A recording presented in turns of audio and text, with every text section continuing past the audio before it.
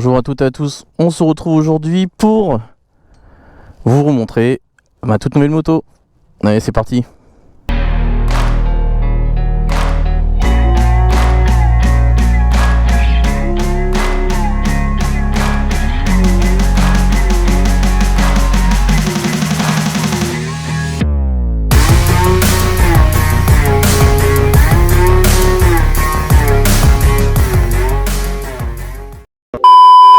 Voilà donc la nouvelle bête, la ZX6R de 2019, la 636, juste avant qu'il arrête, de vendre en tout cas en France. Bon là elle est un petit peu dégueulasse, forcément je suis allé la chercher et comme par hasard il pleuvait, donc tout l'eau en dessous a giclé partout, vous pouvez voir devant. Ici, c'était l'enfer quand je suis rentré. Je suis dégoûté. Il l'avait nettoyé nickel, l'ancien propriétaire. Donc là, bon, là c'est un petit peu cracra, mais parce que je pense qu'il n'est pas trop bien nettoyé le jeu de bain. Mais bon, il va falloir mettre un petit coup de Karcher là-dessus partout parce que ça, à la lingette, ça va être quasiment impossible. Vous allez me dire pourquoi, du coup, une sportive. Je vous ai tanné avec le confort. Que la Spinner c'était pas ça, machin, etc. Et là je me retrouve à prendre une sportive.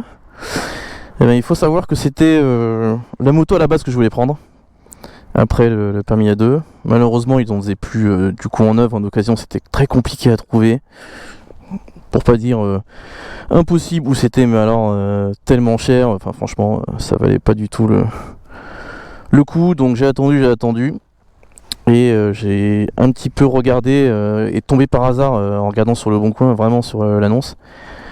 Et elle était vraiment pas chère, hein. Elle était quasiment à 2000 € en dessous du marché, enfin du prix Argus. Puisqu'elle a, si je me trompe pas, 33 000 km. Je l'ai acheté 7007. Normalement elle envoie à peu près 9002. De ce que je vois à l'Argus, on un peu de choses près. On va dire plutôt autour des 9000. Donc c'était vraiment une occasion. Pour longtemps, pas des masses, notamment. Donc là on peut voir ici la petite chaussette que j'ai mise, 18 000 tours quand même, donc très violent. Voilà un petit peu les choses qui ont été ajoutées avant que je les récupère. Donc pas grand changement, mais bon, c'est vrai que le support de plaque et les feux à LED, etc. Faut poser la centrale à LED, etc. Bon, ça, c'est un petit coup si on le fait faire par quelqu'un d'autre. Ce qui a été le cas, il a fait chez le concessionnaire directement. Donc toutes les révisions ont été faites chez le concessionnaire. Enfin, j'ai des factures vraiment hyper pro. L'ancien propriétaire, il faisait vraiment attention, mais vraiment attention à sa moto. Limite un peu maniaque, donc c'est top pour nous acheteurs du coup d'avoir des gens comme ça, parce qu'on sait que la moto on a pris soin d'elle, enfin a fait attention en tout cas à pas trop aller taper dedans, la faire tomber, puis essayer de maquiller un petit peu les différents défauts qu'il peut y avoir. Là il n'y en a pas du tout, donc c'est vraiment super. Le petit souci c'est juste les clignotants. Bon, c'est pas du LED, mais bon, ça c'était déjà comme ça avant. Enfin, depuis le modèle, même les derniers modèles où ils ont pu vendre, je pense qu'en 2020 ils ont encore vendu, mais c'était le modèle déjà de 2018, donc ou 2017 même. Et en tout cas, regardez moi ce petit nez là, magnifique, avec cette grosse entrée d'air juste devant. Donc il y a pas le filtre à air n'a pas été changé, etc. Donc c'est celui d'origine, vous savez qu'on peut en mettre un dedans qui fait gagner quelques chevaux, etc. Mais bon, franchement c'est largement suffisant pour ce qu'il y a à faire. Et le truc vraiment excellent avec les sportives, c'est ça quoi. Dès qu'on veut passer entre les gouttes, c'est de pouvoir justement rabattre et se faufiler tranquillement, même si très franchement bon, même ouvert comme ça prend pas beaucoup de place, parce que c'est pas très large. Ce que j'ai bien aimé, c'est qu'il y avait ces deux bases, les leviers réglables. Et donc ça j'aime bien, parce que moi j'ai des petites mains, donc faut que je puisse le choper facilement et de préférence de plus près. Voilà, bon, très rapidement, hein, ce que je peux vous dire en étant devant la moto, on va parler un petit peu en roulant. J'essaie de voir s'il peut pas récupérer de l'essence quelque part là, par ici. Même si il m'avait fait le plein, donc c'est super parce qu'en ce moment c'est vraiment galère de trouver de l'essence en région parisienne, ou sinon faut faire une queue de malade, et c'est vraiment hyper chiant. Donc elle est vraiment très saine comme moto, hein. Pourtant t'es le deuxième propriétaire en plus, donc alors que les deux étaient maniaques. Même si là elle est plutôt dégueulasse, il va falloir la nettoyer. Bon, on se parle un petit peu en roulant. Je vous reprends. À toutes. Alors, bonjour à toutes et à tous. On se retrouve donc, je vous ai dit bonjour en fait. On se retrouve sur la moto. Je viens de trouver de l'essence. Bon, c'était du 95. Il n'y avait pas de 90. Enfin, si, il y avait un peu 98, mais je suis mis dans la mauvaise file. Et j'avais trop la peine de refaire la queue. On est pris du 195. C'est très bien. Ça fait le taf. Et donc, qu'est-ce que je peux dire sur le véhicule?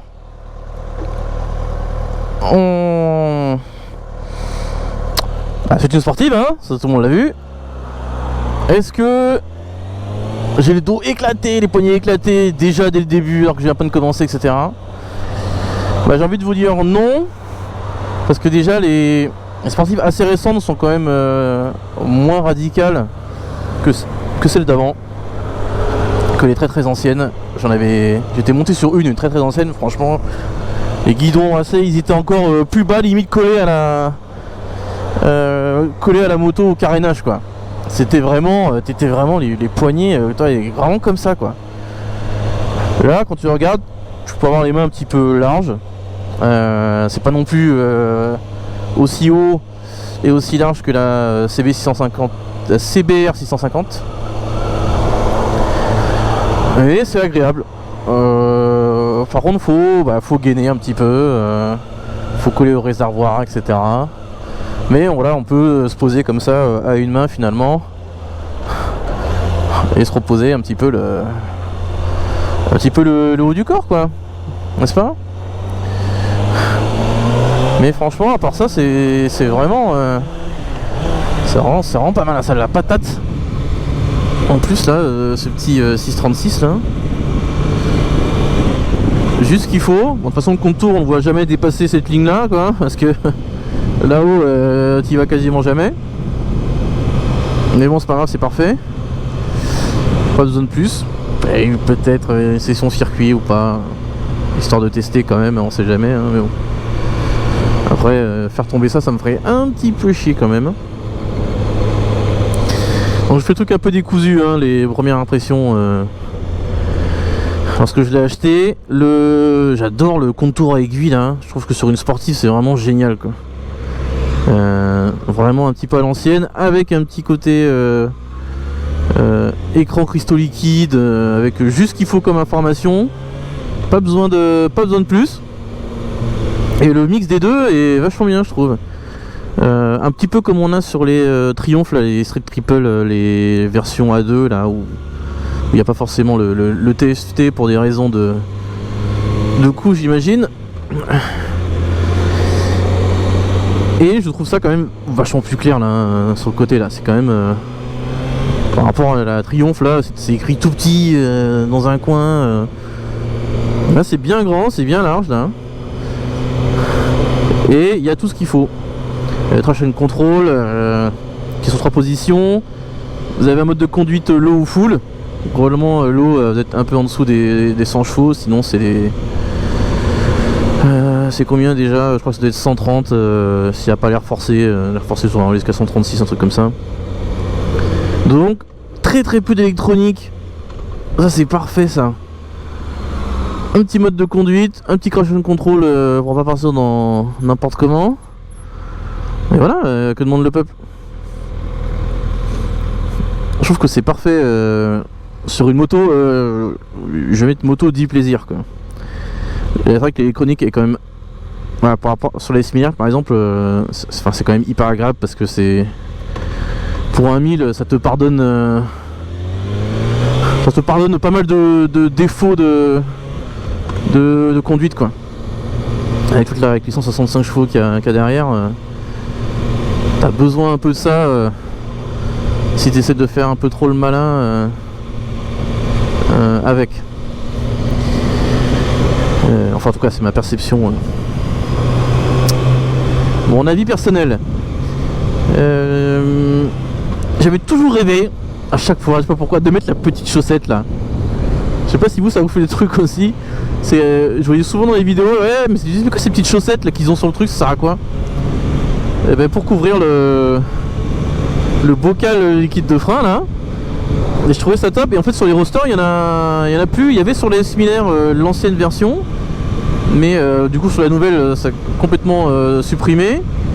Et c'est souvent principalement effectivement sur les sportifs parce que c'est plus simple de placer le bocal là à cause des grilles bracelet etc quoi. Et je me suis toujours dit waouh, si j'ai une sportive je mettrai la petite chaussette. Voilà, j'ai mis la petite chaussette, voilà. J'ai acheté une moto à 7000 balles juste pour mettre la petite chaussette sur le bocal. Niveau protection, voilà, il a mis une bulle fumée. Alors il y a une bulle qui est donnée avec, mais la vache elle est beaucoup plus grande. Elle doit remonter jusque là et elle est vachement plus large. Mais du coup même celle-là elle m'a dit bah si tu te couches ça te passe un petit peu au-dessus du casque quoi.